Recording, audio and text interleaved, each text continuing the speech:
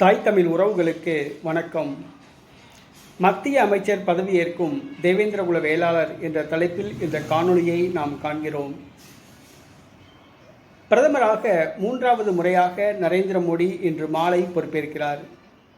தமிழகத்தில் 40 தொகுதிகளில் ஒன்று கூட பாஜக கூட்டணி வெற்றி பெறவில்லை.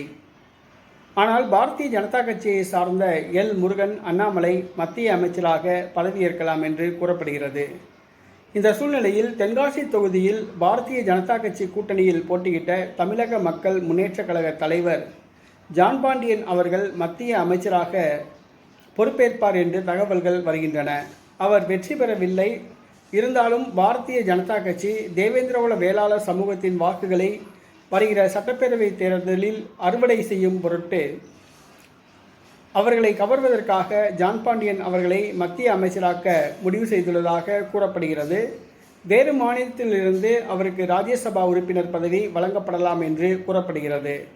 ஆகவே இன்று மாலை நடைபெறுகின்ற மத்திய அமைச்சரவை பொறுப்பேற்பில் ஜான் பாண்டியன் அவர்கள் மத்திய அமைச்சர் பதவியேற்பார் என்று கூறப்படுகிறது. இந்த தகவல் எந்த அளவுக்கு உண்மை என்று தெரியவில்லை, வதந்தியா என்பதும் தெரியவில்லை. ஆனால் மத்திய அமைச்சராக பொறுப்பேற்பார் என்று ஒரு சில செய்திகள் வருகின்றன. அவர் மத்திய அமைச்சராக பொறுப்பேற்றாலும் தேவேந்திரகுலத்துக்கு நன்மை செய்வாரா என்பது கேள்விக்குறிதான். ஏனென்று சொன்னால் அவர் திருநெல்வேலியிலே இருந்து கூட திருநெல்வேலியில் நடைபெறுகிற சம்பவங்களுக்கு குரல் கொடுக்காமல் உள்ளார். ஆகவே ஜான் பாண்டியன் அவர்கள் மத்திய அமைச்சராக பொறுப்பேற்கின்றாரா என்பதை நாம் பொறுத்திருந்து பார்ப்போம். இன்று மாலை தெரிந்துவிடும்.